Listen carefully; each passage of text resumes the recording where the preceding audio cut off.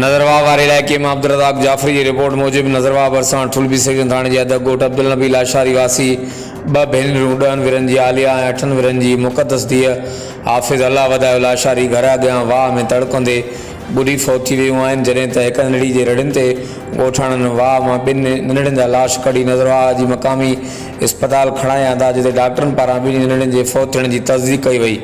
ॿिए तरफ़ फौती नींगरनि जा लाश घर पहुचण ते कोराम अची वियो। संदसि अमड़ खे बेहोशी जा दौरा पइजी विया। इलाइक़े में सोग छायल आहे।